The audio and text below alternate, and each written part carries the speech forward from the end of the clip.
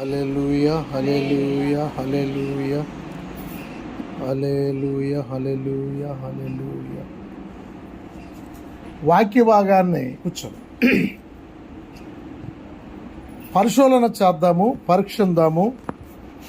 సత్యం ఏమైనదో అందులోంచి మనము తెలుసుకుందాం.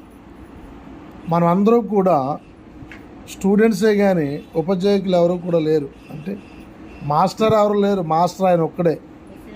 ఏమండి, యశుప్రభు ఒక్కడే మాస్టర్ మనకి. మనం అందరం కూడా ఆయన శిష్యులము, మనకి ఆయనే గురువు. కాబట్టి ఈరోజు మరికొన్ని వచనాలు మీకు బాప్తిసం గురించి అపోస్తులు ఏ రకమైన క్రమాన్ని స్థాపించారో మీకు ఇంకా క్లారిటీగా చెప్తాను. అపోస్తుల కార్యం 19వ అధ్యాయం 3వ వచనంలో పౌలు గారు యోహాను బాప్తిసం పొందిన ఒక గుంపు మధ్యకి వెళ్ళినట్లుగా, అపోస్తులు వెళ్ళినట్లుగా మనకు కనపడుతుంది. అపోస్తుల కార్యం 19వ అధ్యాయం 3వ వచనంలో అక్కడ ఉన్నవారిని అడిగారు, అమ్మా మీరు అందరూ బాప్తిసం పొందిన అంటే అని చెయ్యి తీశారు. మేమందరం కూడా బాప్తిసం పొందిన వాళ్ళమే. అంటే ఎవరిచ్చారు బాప్తిసము? ఎవరిచ్చారు అంటే ఏమంటున్నారు వాళ్ళు? యోహాను గారి దగ్గర మేము బాప్తిసము పొందామండి. మాకు అసలు యోహాను గారి బాప్తిసంలో తిరగలేదు. ఎందుకంటే యేసుక్రీస్తే బాప్తిసం తీసుకున్నాడు యోహాను దగ్గర. మేము అలాంటి వ్యక్తి దగ్గర బాప్తిసం తీసుకున్నాము అని వాళ్ళు కంటాఘాటంగా చెప్తున్నారు పౌలుకి, లేక తిరిగి అక్కడ ఉన్న అపోస్తులకి, ఎవరైతే ప్రశ్నిస్తున్నారో అపోస్తులకి ఏమని చెప్తున్నారు? మేము ఎవరి దగ్గర తీసుకున్నారట వారు. అప్పుడు అలాగైతే మీరు దేనిని బట్టి బాప్తిసము పొందుతిరి? దేనిని బట్టి బాప్తిసము పొందుతిరి? మరోసారి 19వ వచనం మొదటి చదవండి. 3వ వచనం.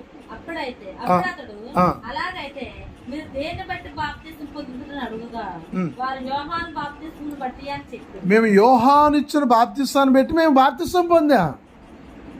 ఇప్పుడు ఈ బాప్తిసాన్ని కొట్టివేయాలా ఉంచాలా చెప్పండి? మిమ్మల్ని ప్రశ్న అడుగుతున్నా. ఈ బాప్తిసం ఓకే అవుతుందా, ఓకే అవదా?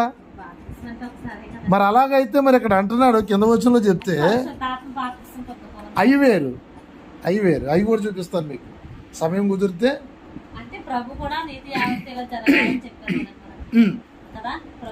ఇప్పుడు వీళ్ళు ఏమంటున్నారంటే యేసుక్రీస్తు పొందిన వ్యక్తి చేతిలో మేము బాప్తిసం పొందాం.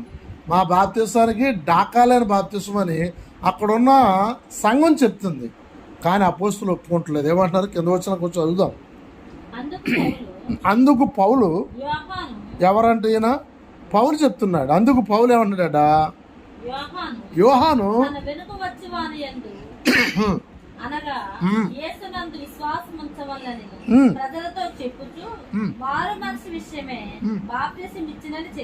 ఏమంటున్నాడు? అప్పుడు యోహాను కూడా చెప్పాడు కదా, నా వెనక వచ్చిన వాని యందు మీరు విశ్వాసం ఉంచి నా వెనక వచ్చిన వారి నామంలో మీకు బాప్తిసం ఇవ్వాలని యోహాను చెప్పాడు కదా అని అప్పుడు పౌలు ఏమంటున్నాడు? ఏం చేసేటట్టు వారికి? ఏం చేసేటట? మారు మనసు విషయం. అంటే ఇప్పుడు మీకు మారు మనసు వచ్చింది. ఇప్పుడు మారు మనసు వచ్చింది కాబట్టి ఇప్పుడు మీకు మారు మనసు విషయమే ఇచ్చిందని చెప్పాను. అప్పుడు వాళ్ళకి బాప్తిసం ఇచ్చాడట. ఇచ్చాక ఏం జరిగిందట? అప్పుడు వారి మాటలు విని అంటే మళ్ళీ పొందారేలో లేదా చెప్పాలి మీరు నాకు. వీళ్ళు మళ్ళీ రెండోసారి పొందారు లేదా వాళ్ళు? ఎవరు? అప్పుడు యేసు ఇంకా పరిచయం కాలేదు కదా. అలాగని చూస్తే అంటే మా బాప్తిసం గొప్పదని చూస్తే అక్కడ యేసునామం వాడబడలేదు. యేసుక్రీస్తు వారు కూడా యేసునామం వాడబడలేదు. అంటే యేసునామము ద్వారాగా వారు బాప్తిసం ఇచ్చారట. యేసునామం వలన బాప్తిసం తీసుకున్నాక వాళ్ళకి ఏమొచ్చింది చూడండి. సారీ చదవని కింద వచ్చిన తరువాత పౌలు అనగా బాప్తిసం ఇచ్చాడు. యేసునామంలో ఇచ్చాడు. చూడండి అక్కడ స్పష్టంగా యేసునామంలో వారికి బాప్తిసం ఇచ్చారు. మరలా రెండోసారి తరువాత మరలా ఒక్కొక్కరి మీద వారి చేతులు ఉంచగా పరిశుద్ధాత్మ వారి మీదకి వచ్చింది. పరిశుద్ధాత్మ బాప్తిసం కూడా పొందుకున్నారు. మాట్లాడు. బాప్తిసం పొందిన వారు ఏం చేయాలంటే అండి పరిశుద్ధాత్మ పొందుకోవాలి, భాషలు రావాలి. ఇట్లా ఒప్పుకుంటున్నారా సంఘంలో? ఇది ఈ ఈ ఈ అనుభవం ఉంటుందా వారికి?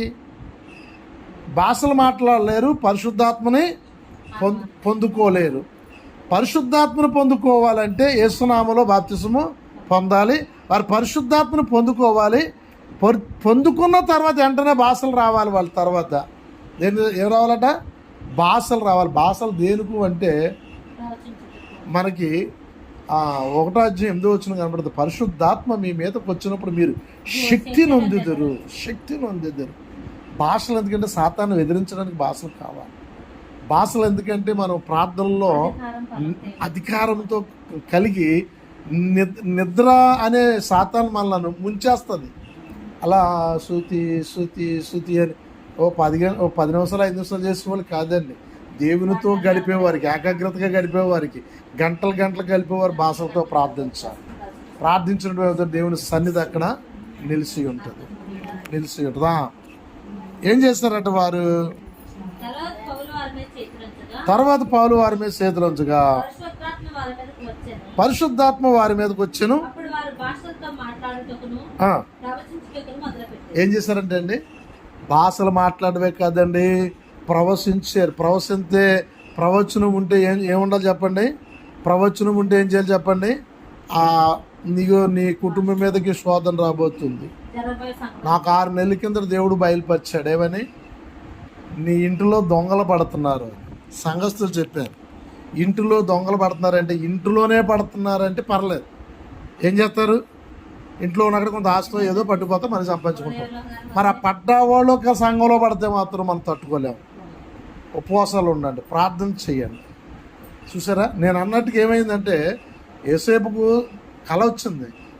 బలిసిని ఆవులు 7 ఆవులు వచ్చి ఏం చేస్తున్నాయట? బక్క చిక్కిన ఆవులు తినేస్తున్నాయి. అసలు ఆ దర్శనానికి దానికి ఏమైనా అర్థమవుతుందా ఏంటి? వాళ్ళు ప్రార్థన యోధులు కాబట్టి తెలుసుకున్నాడు, చెప్పాడు. అలాగే ఏంటంటే కళభావం దేవుడు చూపిస్తాడు. దాని కొరకు మనం ప్రార్థన చేయాలి. దేవుడు చూపించడం ఎందుకంటే నువ్వు సిద్ధపడి ఉండి దాని కొరకు నువ్వు దాన్ని నీ మీద రాకుండా చూసుకోమని. మా వాళ్ళు అంతా నిర్లక్ష్యం పడ్డారని, చాలా నిర్లక్ష్యం పడ్డారు. నిర్లక్ష్యం పడితే ఇప్పుడు అది ఏంటంటది DNA అదేదో జ్వరం వచ్చి మోషన్స్లు 3 వ్యక్తులు సీరియస్ పొజిషన్కి వెళ్ళిపోయారు. ఒక వ్యక్తి చనిపోద్ది అనుకున్నాం, నిజంగా దేవుడు కాపుదలు కాసి మళ్ళా తీసుకుని వచ్చాడు ఇంటికి. ఏమండి, దేవుడు ఏమేమి ఇస్తాడని సంఘంలోని ఆత్మనివ్వాలి, భాషలు ఇవ్వాలి. 3వది ఏంటంట?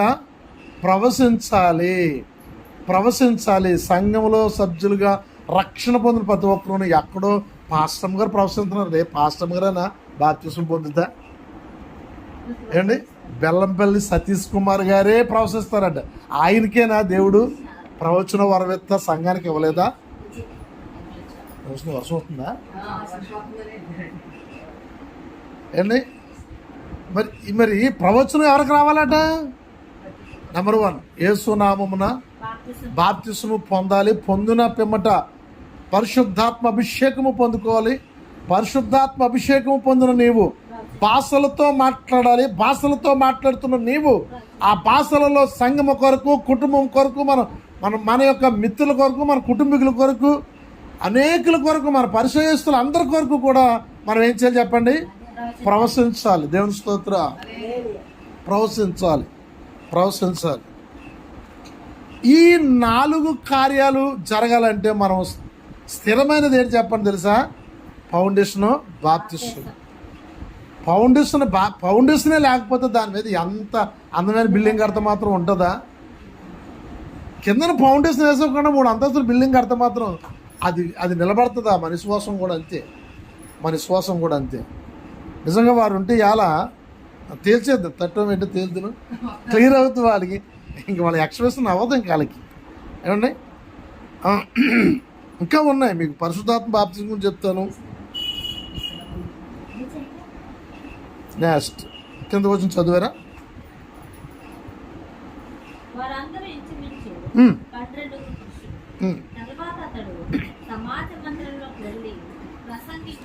అక్కడ ఉన్నవాళ్ళు ఆసామోసి వాళ్ళు కాదంటండి, పురుషులట. పోలే అమాయకులు ఆడవాళ్ళు ఏది చెప్తే వినేస్తారేమో. అక్కడ పురుషులు స్త్రీల అన్న భావం ఒకవేళ ఆ పరిశుద్ధాత్ముడు వారిలో ఉండిపోద్దేమో అని ఎవరని చెప్పారు? అక్కడ పొందుకున్న వాళ్ళు ఎవరట? బాప్తిసం పొందుకున్న వాళ్ళు ఎవరట?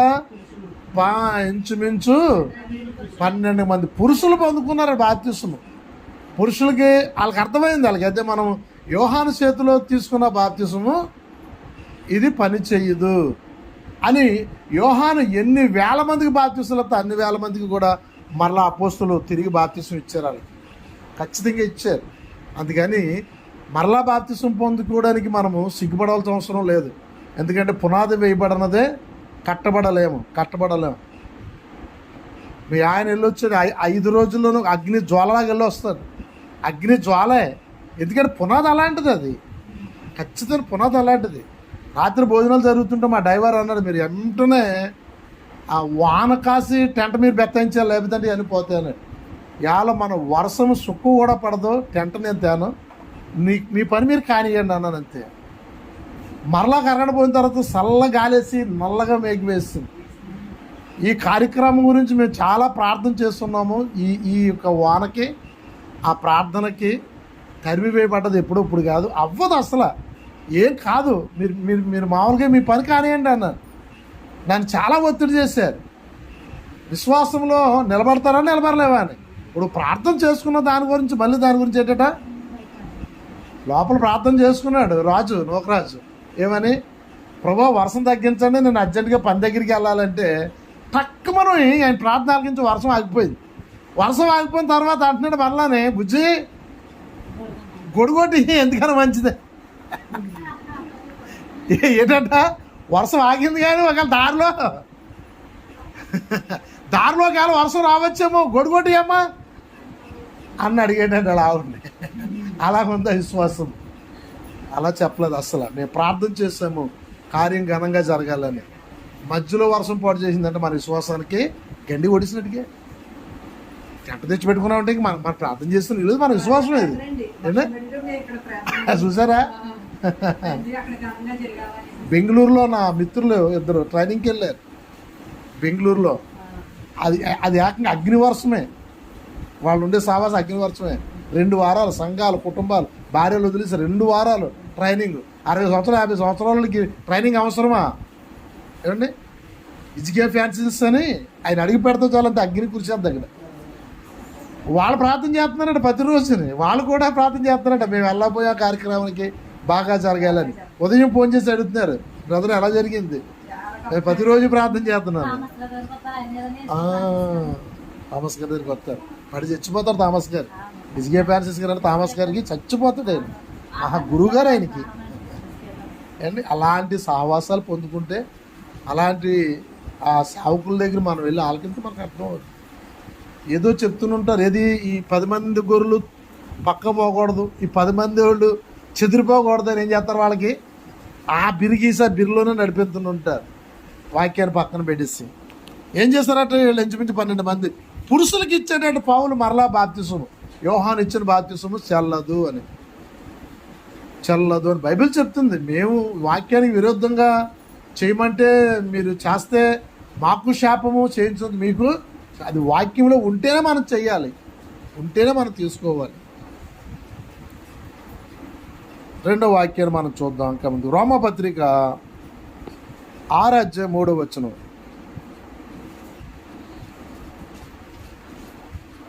పౌలు ఎంత చక్కని మాట ఇచ్చాడో చూడండి. క్రీస్తు యేసులోనికి ఎందులోనికి పొందాలి బాప్తిసము? మరి ఇక్కడ వర్తింతదా? తండ్రి యొక్కయు కుమారుడు, మరి వాడాలి కదా పదాలు. అది పదాలు, నామము కాదు. మీకు అర్థం లేదు. యేసుప్రభు వారు పదాలు చెప్పారు తప్ప మీరు ఇలా చెయ్యండి అని చెప్పలేదు. మీరు ఇలా చెయ్యండి అని చెప్పలేదు. యేసుప్రభు వారు చెప్పింది చేశారు తప్ప చెప్పమన్న విధానంలోనికి నడవలేదు వాళ్ళు. యేసుప్రభు వారు ఏం చెప్పారు అదే చెప్తున్నారు. యేసుప్రభు చెప్పింది చెప్తున్నారు తప్ప చెప్పిన దాంట్లో ఏమున్నదో నామం అనే విషయం వదిలేశారు. నామంలోనికి ఇవ్వండి అన్నారు ఆయన.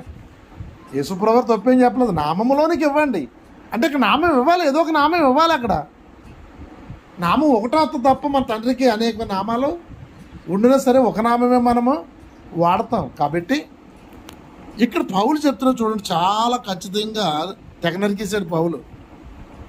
చదువుదాం 4వ వచనం, సారీ 3వ వచనం. క్రీస్తు యేసులోనికి బాప్తిసం పొందిన మనం అందరము ఆయన మరణములోనికి బాప్తిసము పొందుదుము. మరణములో బాప్తిసం పొందుకోవాలి. మీరు ఎరగరా ఎందులోకి వెళ్ళిపోవాలంటే మళ్ళీ మనము క్రీస్తు యేసులోనికి బాప్తిసము పొందితే క్రీస్తు యేసే మరలా మరణంలో నుంచి బాప్తిసము పొంది తిరిగి లేకెత్తాడంట మళ్ళా. ఈ విషయం మీరు ఎరగరా? ఈ విషయం మీకు తెలీదా? కింద వచ్చిన ఏమంటున్నాడు ఆయన?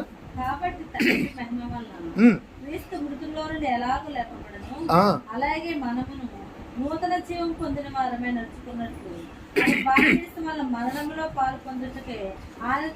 మనము తిరిగి లేగాలనే విశ్వాసం ఉంటే మాత్రం యేసునామములో బాప్తిసం పొందాలి.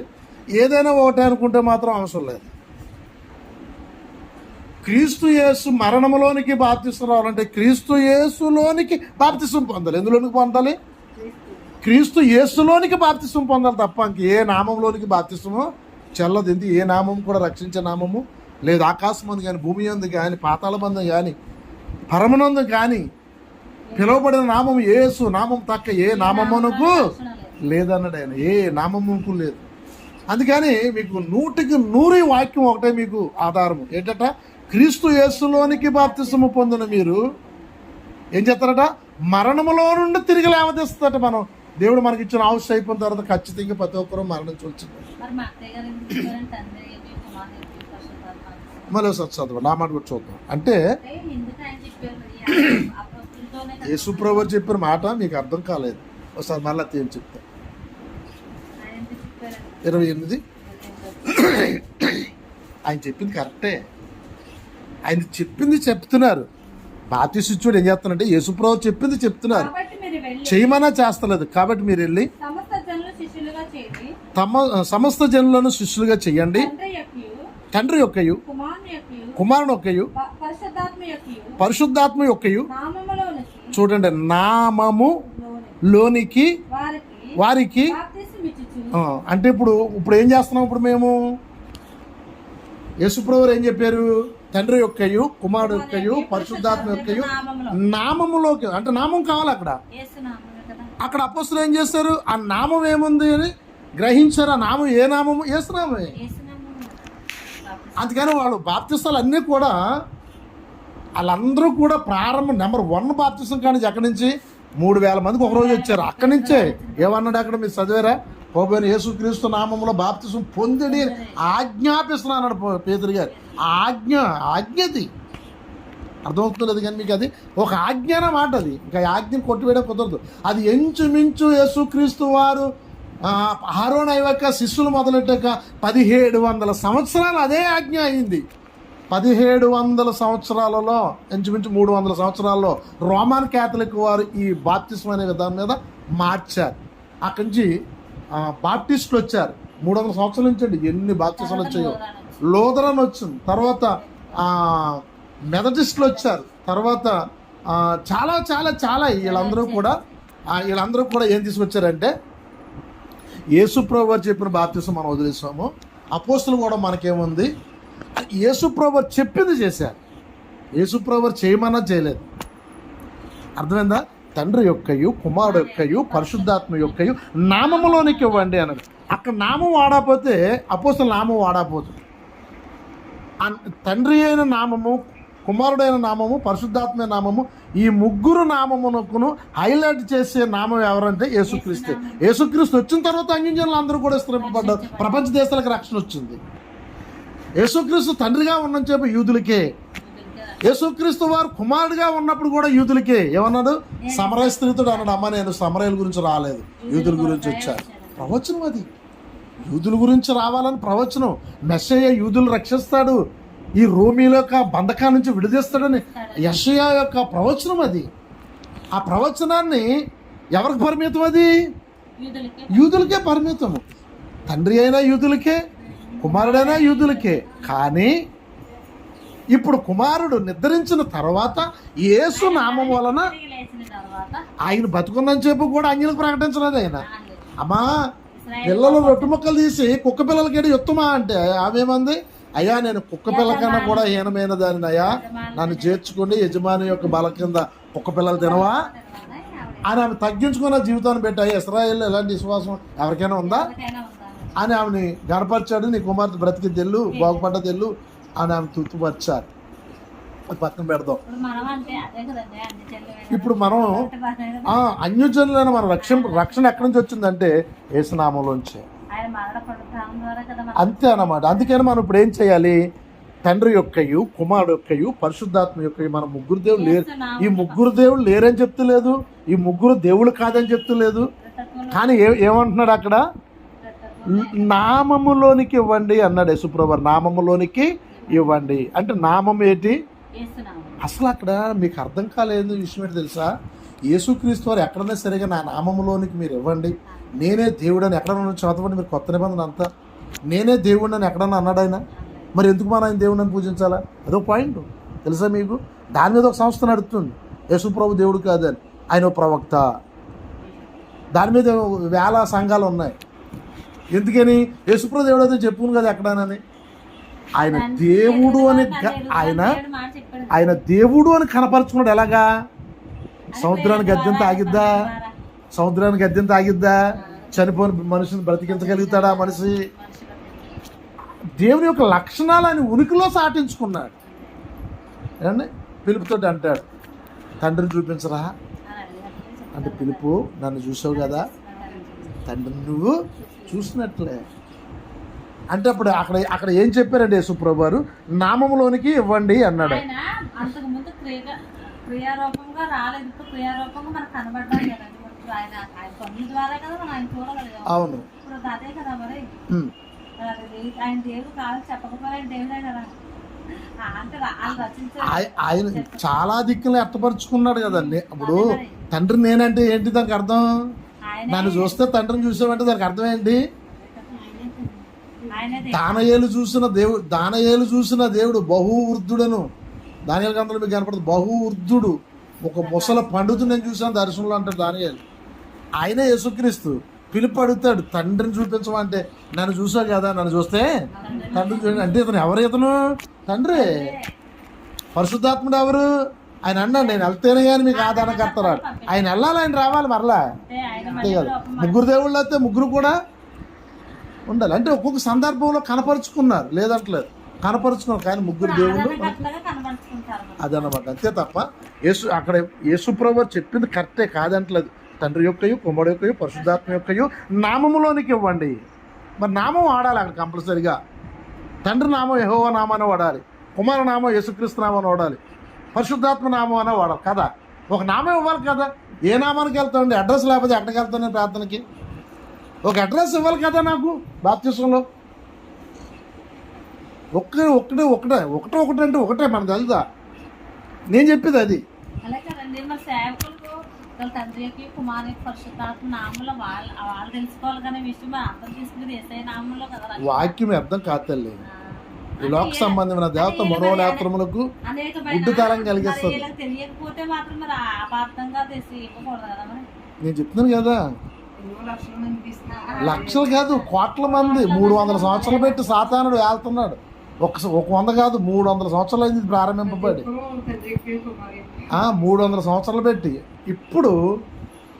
ఇప్పుడు జ్ఞానయుక్తమైన సేవకులు లేచారు. ఇప్పుడు ఎందుకు 1700 సంవత్సరాల వరకు అపోస్తులు చేసిన కార్యాన్ని, అపోస్తులు నడిపించిన పరిచర్యని అంటే సంఘ చరిత్రలను చదవాలి. మీకు తెలియదు, సంఘ చరిత్ర చదివితే మనకి ప్రారంభం నుంచి ఆది అపోస్తులు వేసిన సంఘ చరిత్ర చదివితే ఎప్పుడు వరకు ఆ యొక్క సంఘము సవ్యంగా నడిచింది, ఎప్పటి నుంచి సంఘం పడిపోయింది. ఇప్పుడు అంచెదినాల్లో ఉందంటే సంఘం నిలబడాలి, సంఘం ఎత్తబడాలి. అందుకని ఇప్పుడు సంఘాలు కట్టబడాలి. ఇప్పుడు తప్పుడు బోధ నడవడానికి వీల్లేదు, దుర్బోధ నడవడానికి వీల్లేదు. ఇప్పుడు మన అంత్యకాలంలో ఉన్నాం. ఇశ్రాయేల్ మీద యుద్ధాలకు వస్తున్నాయి ఏండి. యుద్ధాల గురించి మీరు కలవరపడకండి. అంటే ఇప్పుడు వచ్చిన వరకు యుద్ధాలు వేరు, ఇశ్రాయేలీల మీదకి వచ్చిన యుద్ధమే మన కరెక్ట్ పాయింట్. అంటే ఇప్పుడు మనం కలవరపడే సమయానికి వచ్చినప్పుడు. అందుకని సంఘం ఇప్పుడు ఏమవ్వాలి తెలుసండి? సత్యం మీద కట్టబడాలి. మీరు ఎవరు కూడా మనస్తాపన పడవద్దు, అపోహలు పడవద్దు. వాక్యం అలా ఉందో లేదో మనం చూసుకోవాలి, అంతే. ఇంకా ముందుకు వెళ్దాం. నేను చెప్పేది అదే అనమాట. అంటే యేసుప్రభు చెప్పింది చేద్దామా, యేసుప్రభు చెప్పినట్లుగా చేద్దామా? ఈ బైబిల్ అంతా తెలిస్తేనే కదా ఇది దాంట్లో రాలేదు కదండి. మీకు ఒక విషయం తెలుసా? ఏదో చెప్పేస్తే తెలియదు వాళ్ళకి. ఇది మొత్తం దీని గురించి తెలియాలి, అదన్నమాట. దేని గురించి అప్పుడు వాళ్ళకి అర్థం కావాలి. ఒకవేళ ఇప్పుడు మీరు చెప్పినైతే ఒక వింత అనుకుంటారు కదండి. కరెక్టేనా? అదే కదా. ఇప్పుడు వాళ్ళకి ఈ అవగాహన రావాలి. బైబిల్ స్టేజ్ ఇది ఎంతవరకు తెలియాలి. ఇప్పుడు అక్కడ అంటున్నాడు, అక్కడ చెప్పేది కరెక్టో కాదో తెలుస్తుంది. ఏమంటున్నాడు అక్కడ ఒకసారి 3వ వచనంలో ఏమంటున్నాడు? క్రీస్తు యేసులోనికి బాప్తిసం పొందిన మనమందరమును అంటున్నాడు. క్రీస్తు యేసులోనికి బాప్తిసం పొందిన మనమందరమును ఆయన మరణములోనికి బాప్తిసము పొందుతాము. మరణములో బాప్తిసం అంటే ఇది. యేసుక్రీస్తులోనికి బాప్తిసం పొందిన వారు ఏం చేస్తారట? మరణములో జ్ఞాపకం చేసుకుంటుందట ఆ బాప్తిసము. ఆ బాప్తిసం ఏం చేద్దట? తండ్రి కుమారుని ఏ రీతిగా పైకి లేపానో మనలను కూడా అదే రీతిగా పైకి లేపుతాడు. కింద వచ్చి కూర్చోదాం. ఇంకా అపోస్తుల కార్యం కదా, రోమపత్రిక 6:3. కాబట్టి తండ్రి మహిమ వల్ల క్రీస్తు మృతుల్లో నుండి ఎలాగ లేపబడును, అలాగే మనము నూతన జీవం పొందిన వారమై నడుచుకున్నట్లు మనం బాప్తిస్మం వల్ల మరణంలో పాలు పొందుటకై ఆయనతో కూడా పాతి పెట్టబడుతుంది. ఆయనతో కూడా పాతి పెట్టబడుతుంది అంటే ఎవరితో పాతి పెట్టాలి? క్రీస్తుతో కూడా పాతి. అంటే మనం పాతి పెట్టినప్పుడు కూడా మనతో ఎవరు ఉండాలా? మాట అండి. క్రీస్తు ఎలాగ వస్తాడు? యేసు క్రీస్తులోనికి బాప్తిసం పొందితే మరణంలోనికి బాప్తిసం ఉంది అంటున్నాడు. యేసు క్రీస్తులో బాప్తిసం లేకపోతే పాతి పెట్టినప్పుడు యేసుక్రీస్తు ఎలాగ వస్తాడు? అడ్రస్ లేనిది అడ్రస్ ఉండాలి కదా. ఇప్పుడు వీళ్ళు అడ్రస్ తెలిసింది కాబట్టి ఒక పావుగంట లేట్ అయినా నేను వచ్చిన నాకంటే పావుగంట లేట్ అయినా చెల్లి వచ్చింది కదా. మాట వరుస ఎత్తున్నాను అన్న. అడ్రస్ తెలకపోతే ఇంకొక అరగంట పోద్ది. ఒక అడ్రస్ ఉండాలి, పరిపూర్ణ అడ్రస్ మనం కలిగి ఉండాలి. అది నా బాధ, దేవుని వాక్యం అది. అందుకని వాళ్ళు ఏం చేస్తారంటే, అపోస్తులు ఏం చేస్తారంటే, క్రీస్తు యేసులోనికి బాప్తిసం పొందిన మనమందరమును ఆయన మరణములోనికి బాప్తిసము మనమందరమును మరణములోనికి పాలు పొందుటకే ఆయనతో కూడా మనం ఏమవుతోట ఆయన మనకు ఒక అడ్రస్ వచ్చేస్తుంది. ఇంకా ఇప్పుడు ఆయనతో పాటు మనం కూడా పాతి పెట్టాడు ఏమవుతుందట? మనం కూడా మంచి దినాల్లోని తండ్రి కుమారుని ఎలాగైతే అయితేనే బలంగా లేవదీసును, ఆయనతో రక్షణ పొందిన వారు, ఆయనతో పాతి పెట్టిన వారు నూతన జీవం పొందుకు పైకిలేసేస్తారు. దేవుని స్తోత్ర. ఇంకేం లేదు, వాక్యం ఇది. నేనే కల్పించి నా సొంత వాక్యాలు నేనేం చెప్తలేదు కదా. మీరు తీసుకున్న బాప్తిసం ప్రకారంగా తీసుకున్న వాళ్ళు లెగిస్తారని ఎక్కడ చూపించండి నాకు. ఈరోజు నేను మళ్ళీ పొందుతాను బాప్తిసం. ఇప్పుడు చెప్తున్న సేవకుల ప్రకారంగా పొందిన బాప్తిసం ప్రకారంగా ఇదిగో క్రీస్తు చోటు మరణంలో నుంచి మీరు తిరిగి లెగిస్తారని ఆ బాప్తిసం గురించి అక్కడ ఒక్క రెఫరెన్స్ చేయండి. నేను బతుకున్న లోగలో నేను మళ్ళీ బాప్తిసం పొందుతాను. బైబిల్లోంచి ఎక్కడ వద్దు నాకు. బైబిల్లోంచి నాకు ఒక్క రెఫరెన్స్ చూపించాను. ఈ రీతిగా తండ్రి యొక్క కుమారుడు యొక్క పరిశుద్ధాత్మ యొక్క నామంలోనికి ఇచ్చిన వారు ఇదిగో మరణంలోంచి తిరిగి లెగిస్తారని ఎక్కడైనా ఒక్క రెఫరెన్స్ చూపిస్తే నేను బాప్తిసం తీసుకుంటాను. మళ్ళా మీరు ఇచ్చిన పర్లేదు, స్త్రీలనే సరిగ్గా ఖచ్చితంగా చెప్తున్నాడండి. అంత చక్కగా ఉందో చూడండి. ఆ చెల్లికి చెప్పండి రెఫరెన్స్లో చదవబడిన రెఫరెన్స్. చాలా రెఫరెన్స్లు అయిపోయాయి, తీసుకోండి. ఇంటికి వెళ్ళాక 10 చదవండి. రోమపత్రిక 6:4 కూడా అయిపోయిందమ్మా. Okay, thank you. 1 కొరింథీ పత్రిక 1వ అధ్యాయం 12 వచనం. 1 కొరింథీ పత్రిక 1వ అధ్యాయము 12 వచనం. మీలో ఒకడు ఇక్కడ ఏమంటున్నారట? అమ్మా ఎక్కడ తీసుకున్నారంటే నేనంటాను మా ప్రతాపయ్య గారు ఇచ్చారా, నేనంటాను రాజు గారు ఇచ్చారని ఏమంటే ఆ పిడాపుర భాష గారు ఇచ్చారు. ఇలాగ అయిపోయాం మనం అందరం కూడా. ఎవరిచ్చినారని ఒకటే అన్న పదానికి రాలేదంటే పౌలు అట్లా చదవండి ఒకసారి. ఏమైపోయారంటే మీలో ఒకడు నేను పౌరు సంబంధించిన నేను పౌరు శిష్యుడు ఉన్నానండి. అపోలో అనేవాడు నేను ఆయన సంబంధించిన వాడండి. నేను కేఫా అనగా పేతురు అందరికంటే పెద్ద శిష్యుడు అండి పేతురు. నేను పేతురు సంబంధించిన. మరొకడు అంటున్నాడు మా ఎల్లుండి అంటాడు ఈ శబ్దంతో ఎందుకని నేను క్రీస్తు వాడు. తెలివైనడు అయి ఉంటాడు. నేను క్రీస్తు వాడిని అండి. నేను కేఫా వాడిని, పేతురు వాడిని, పౌలు వాడిని కాదు, నేను క్రీస్తు వాడిని. అక్కడ అంటున్నాడు క్రీస్తు ముక్కల కింద విభజింపబడ్డా. పౌలు అంటున్నాడు ఈ మాటలు. పౌలు మీ గురించి సిలువైపడ్డాడు ఏంటయ్యా? పౌలు నా నేను పౌలు మీద మనిషిని, బాప్తిసం నేను పేతురు మనిషిని, నేను ఆ సంఘం మనిషిని, ఈ సంఘం సార్వత్రిక సంఘం చెప్పుకోవాలి మనము. ఒకే వాక్యంలో కనపడాలి మనము. భిన్న అభిప్రాయాలు ఉండడానికి వీల్లేదు. సంఘం ఎత్తపడదు. సంఘం ఒకటే సంఘం, దాని పేరే సార్వత్రిక సంఘము. నేను ఏ మూలలో ఉన్నా, నువ్వు ఆ మూలలో ఉన్నా, వాక్యాన్ని అంగీకరించాలి. వాక్యంలో ఒకే 4 కోణాల్లోంచి కూడా వాక్యంలోనికి లీలమైపోవాలి మనము. వాక్యాన్ని భిన్నమైన మనసు ఉండడానికి వీల్లేదు. మన రక్షణ బాప్తిస్మైనా సరే కానీ.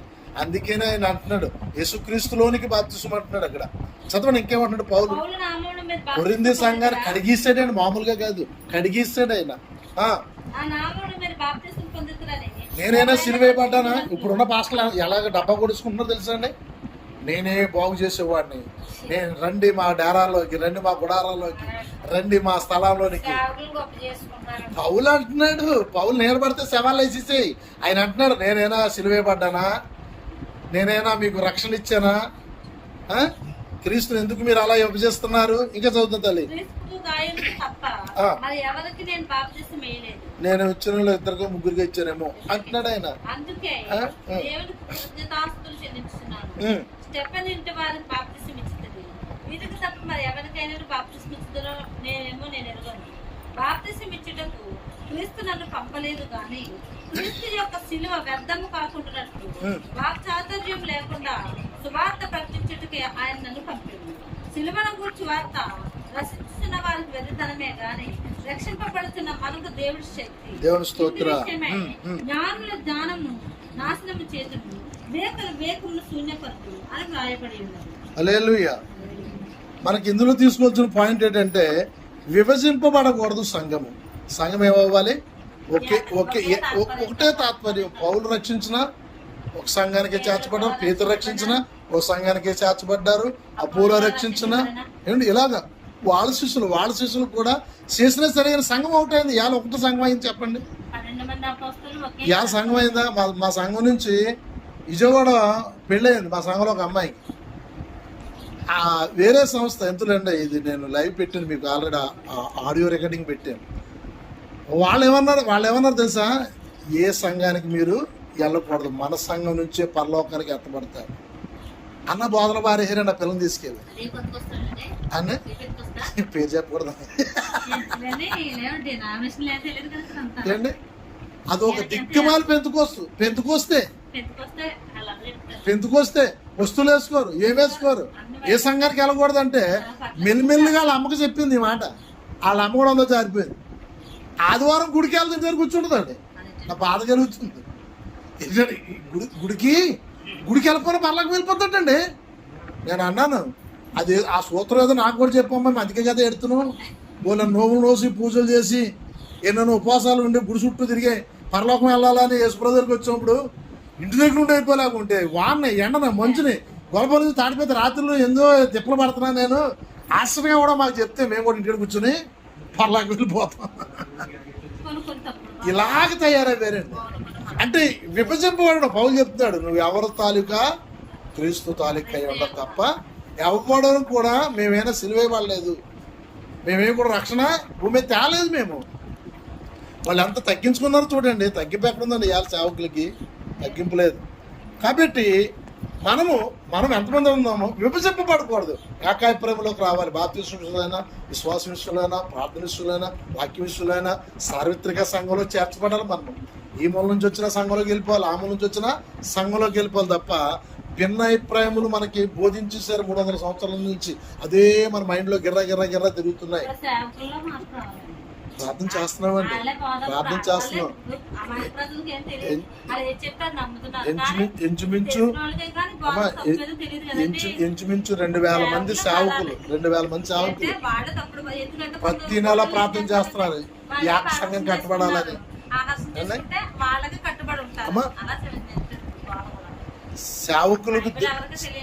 సేవకులకు అందుకనే దేవుడు మనమే చదవాలి బైబిల్, మనమే సేవకులు చెప్పాలి. ఏమంటున్నాడు?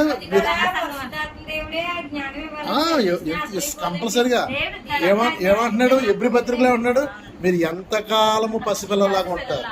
మీరు ఎంతకాలం మీరు ఎంతకాలము పసిపిల్లగా ఉంటారు. మీరు పసిపిల్లగా ఉన్న కుదరదు. చివరికి ఒక రిఫరెన్స్ చూపించి గలాతీ పత్రిక 3వ అధ్యాయము 27 వచనం. నేను ఇచ్చిన రెఫరెన్స్లో ప్రార్థన చేసి చదవండి. 27 గలాతీ పత్రిక 3వ అధ్యాయం 27 వచనం. క్రీస్తులోనికి ఎవరిని ధరించుకున్నారట? ఎవరిని ధరించుకోవడానికి బాప్తిసము? ఏ నామమున బాప్తిసం పొందారట? వారు అందరం కూడా క్రీస్తులోనికి బాప్తిసం పొందారు. వారు క్రీస్తుని ధరించుకున్నారు. అంటే ఇప్పుడు మీరు ముగ్గురు ధరించుకోవాలా? చెప్పండి. మరి ముగ్గురు మాకు దేవుళ్ళండి, ముగ్గురు నామములు మాకు ఇచ్చారండి. ముగ్గురు అంటే నేను ముగ్గురు దేవుళ్ళు లేరు, ముగ్గురు వ్యక్తులు లేరు, 3 నామాలు లేరు అని చెప్తూ లేదు. మనకు కలిగి ఉన్నది ఒకటే నామము, మనకు కావలసింది ఒకటే నామం, వేసు నామం అంతే. తండ్రి చేసిన కాలంలో తండ్రి చేశాడు, పరిశుద్ధాత్మ చేసే కాలంలో పరిశుద్ధాత్మ చేస్తున్నాడు, కుమారుడు చేయవలసిన కార్యక్రమాన్ని కూడా కుమారుడు చేశాడు. కానీ మనకు నామం ఒకటే ఉండాలి, దేవుడు ఒకటే ఉండాలి. ఇక్కడ అంటున్నారు చూడండి, క్రీస్తులోనికి బాప్తిసం పొందిన మీరు క్రీస్తుని ధరించుకున్నారు. ఇంకెందుకు కావాలి మనకి? ఇంకెవరు కావాలి మనకి? ఏది కావాలి? బాప్తిసం పదం వాడపడదలేదు అక్కడ. చదవండి ఒకసారి, మళ్ళీ చదవండి. చూడండి, ఖచ్చితంగా క్రీస్తులోనికి బాప్తిసం పొందిన మీరందరూ ఇప్పుడు ఎవరిని ధరించుకున్నారు? ఏది మీరు ఆత్మీయంగా ధరించుకున్నారు? అది ఆత్మీయంగా ధరించుకునేది. బాప్తిసం అనేది ఆత్మీయంగా ధరించుకునేది ఏంటి? ఇప్పుడు మరలా మనకి ఆ బాప్తిసం ఆత్మీయంగా కనిపించకుండా ధరింపజేసిన బాప్తిసం వాళ్ళు ఇప్పుడు ఎవరు కనిపించబడాలి మనకి? క్రీస్తు ఒక్కడే కనపడాలి. ఎక్కడ కూడా ముగ్గురు ఒక్క రిఫరెన్స్ మనకు కనపడదు. తీర్థం అనే పదమే ఉండదు బైబిల్లో. చాలామంది పాస్టర్లు తీర్థంలో ఇచ్చేవాడిని అంటారు. తీర్థం అనే పదం ఒక్క దిక్కుని చూపించండి. ఇంగ్లీష్ బైబిల్లో కానీ, గ్రీక్ బైబిల్లో కానీ, లేకపోతే ఎబ్రీ బైబిల్లో కానీ అన్నీ ఉన్నాయి మనకి నెట్లో. గ్రీకు ఎబ్రీ చదవవసరం లేదురా, మీకు అర్థమవుతులేదు. కానీ మీరు నెట్లోనికి వెళ్ళి శ్రమపడి ఓటు తీసుకుంటే ఫస్ట్ నీ లాంగ్వేజ్ తెలుగు కదా, తెలుగు నుంచి ఇక్కడ గ్రీక్ పదంలో ఈ పదం ఈ గ్రీకులో ఈ రీతిగా చెప్పబడుతుంది, ఎబ్రీ పదంలో ఇలా చెప్పబడుతుంది. లైన్కి వచ్చేస్తాయి 3 కూడా. మనం గ్రీక్ చదవవసరం లేదు, ఎబ్రీ చదవవసరం లేదు. గ్రీక్ పదంలో ఇలా ఉందని తెలుగులో వచ్చేది అంతే ఆన్సర్. అంత మనకి చెడు బోలంతా నేర్చేసుకోవచ్చు. మంచి నేర్చుకోవాలంటే కష్టపడాలి.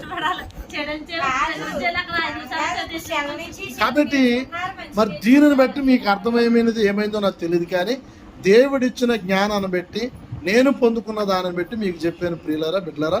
కానీ యోచించుకోవాల్సింది, గ్రహించవలసింది మీరు ఆలోచించుకోండి. ఇందులో మిలిసిపోయింది ఏమీ లేదు. ఇక్కడ పౌలు చెప్తున్న మాటలన్నీ కూడా ఇదిగో క్రీస్తులోనికి మీరు రావాలి. అలాగే మొట్టమొదటిగా బాప్తిసం పొందిన వారు ఎవరు? అపోస్తుల కార్యం. మరోసారి తీద్దాం. అపోస్తుల కార్యం 2వ అధ్యాయం 37వ వచనం. 35 నుంచి చదవాలి.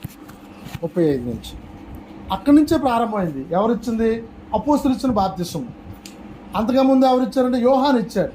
అంటే యోహాను ఇచ్చిన బాప్తిసము కరెక్ట్ కదా అంటే ఇది కూడా మీరు చూడాలి. యోహాను ఇచ్చిన బాప్తిసం కరెక్ట్ కాదని పౌలు చెప్పి యోహాను ఇచ్చిన బాప్తిసం మీద మరలా బాప్తిసం ఇచ్చాడు. మనం చదువుకున్నాం, చెల్లం రాలేదు కనప్పుడు. 2వ అధ్యాయము 35వ వచనం. అపోస్తుల కార్యం 1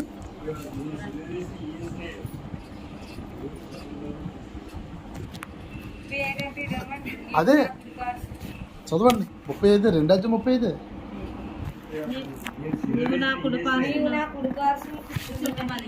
ప్రభు నా ప్రభుతో చెప్పాడు, నువ్వు సిలువ వేసిన యేసును దేవుడు ప్రభుగాను క్రీస్తుగాను నియమించాడు. ఇది ఇశ్రాయేలు వంశం అంతయు రూఢిగా తెలుసుకోవాలని చెప్పాడు. వారు ఈ మాట విని హృదయంలో నొచ్చుకుని, సహోదరులారా మేమేమి చేయమని పేతురును కడమ అపోస్తులను అడుగుగా, పేతురు మీరు మారు మనసు పొంది పాప క్షమాపణ నిమిత్తము ప్రతివాడు యేసుక్రీస్తు నామమును బాప్తిసం పొందుడి, అప్పుడు మీరు పరిశుద్ధాత్మ అను వరం పొందుతారు. చాలు. ఏమని చెప్పాడు పేతురు లేసి? మొట్టమొదటి అదే ప్రసంగం. మేడగేది మీద 120 మంది అభిషేకం పొందుకున్నాక, ఆత్మ పొందుకున్నాక కిందకు వచ్చాక ఆ గోలేంట్రా 7 కేకలేంటి అని వాళ్ళందరూ అక్కడ వాళ్ళందరూ అడిగి పొద్దున్నే మీరు ఏమైనా మందు తాగారా అంటారు. మీరు రెండో అధ్యాయం మొదటి నుంచి చదువుకుంటా వస్తే మీకు అర్థం వచ్చే నేను చెప్పే విషయాలు. పొద్దున్నే మందుగాని తాగారా, తాగిడిగాని తాగారంటే ఇప్పుడు తాగిపోతు సన్నాసేతలు తెలగట్ల తాగేస్తున్నారు, కానీ 2000 కింద తాగిపోతులు తెలగట్ల తాగకూడతాడు. అందుకని వాళ్ళు అంటారు పొద్దు పొడిసి బారు కూడా అవ్వలేదు, పొద్దున్నే పడగొట్టిన ఎవడు తాగుతాడు. మధ్య ఎప్పుడు తాగుతారట, తాగిపోతే అలవాటు ఉన్నవాడు తిన్నాక తాగుతారట. కానీ దాన్ని కూడా ఇప్పుడు ధిక్కరించి తాగేస్తున్నారు. అందుకనే హౌస్ ఉండగానే చచ్చిపోతున్నారు. లోపల రోజు సామాన్లన్నీ కుళ్ళిపోతున్నాయి, కాలిపోతున్నాయి, మస్ అయిపోతున్నాయి. పొద్దున ఎవడు తాగుతాడు? ఒకవేళ తాగుబోతులు అయితే తెలగట్ల తాగుతామా? తెలగట్ల సోపులు తీస్తారు ఎవరన్నానే. పేతురు అని అంటాడు, లేదు మీరు హింసించి మీరు సిలివేసి చంపేసిన ఆత్మ మా మీదకి వచ్చింది, మేము అభిషేకం పొందుకున్నాము, మీరు ఆయన శక్తిని మేము పొందుకున్నామంటే అప్పుడు వాళ్ళందరూ గుండ్లు బాదుకుని ఏడ్చి అయితే మాకు కూడా కావాలి, మేము ఏం చేయాలని అడిగితే అక్కడ అపోస్తలు అందరూ ఉన్నారు. పేతురు నిలబడి అంటాడు, మీరు యేసుక్రీస్తు నామములో పాప క్షమార్పణ నిమిత్తం బాప్తిసం పొందండి, యేసుక్రీస్తు నామములో. అది ఎంచుమించు సంఘ చరిత్ర ఆధారంగా నేను మరలా చెప్తున్నాను, 1700 సంవత్సరాల వరకు అదే కంటిన్యూ అయింది బిడ్డలారా. కేవలం 300 సంవత్సరాల కింద మార్చేసారు దాన్ని. సాతాను దొంగిలించేసింది దాన్ని, మింగేసి తప్పుడు బాప్తిస్తాలు తీసుకొచ్చేసింది 300 సంవత్సరాల నుంచి ఈ మనుషుల మీదకి.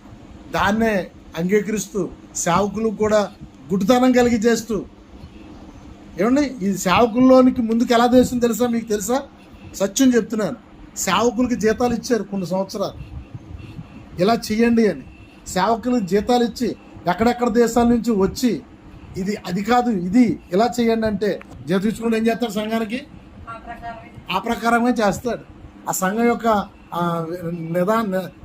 నిధులు నిదానాలు ఏమన్నాయో అలాగే నడుపుతాడు. వాళ్ళు ఇండివిజువల్గా చేసాడు ఏం చేస్తాడంటే దేవుడి మీద ఆధారపడతాడు, మోకరంతాడు, ప్రార్థిస్తాడు, దేవుడిని అడిగి చేసుకుంటాడు. ఈ రోజుకి నాకు గురువు లేడు, ఒక ఆత్మీయ తండ్రి లేడు, నాకు ఒక ట్రైనింగ్ లేదు. బైబిలే ఆధారము, బైబిలే. ఒక సేవకుడిని నువ్వు సేవకెళ్ళు అని నన్ను చెప్పలేదు, దేవుడు చెప్పాడు. నాకు కొన్ని కళలు వచ్చాయి, కొన్ని దర్శనాలు వచ్చాయి ఉపవాసాలను ప్రార్థన చేసినప్పుడు. ఆ దర్శనాలు పెట్టి మా సేవకులను అడిగితే దానికి ఏమీ చెప్పలేదు. వేరే సేవకులను అడిగితే ఇది సేవకు సంబంధించిన పని అయ్యేది, నువ్వు సేవ చేయాలి, చేయించుకుంటాడు ఖచ్చితంగా దేవుడు చేయించుకుంటాడు నీతో. అంటే ఎక్కడ అవుతుందండి, పిల్లలతోనే ఎక్కడ చేస్తాం అనుకున్నాను.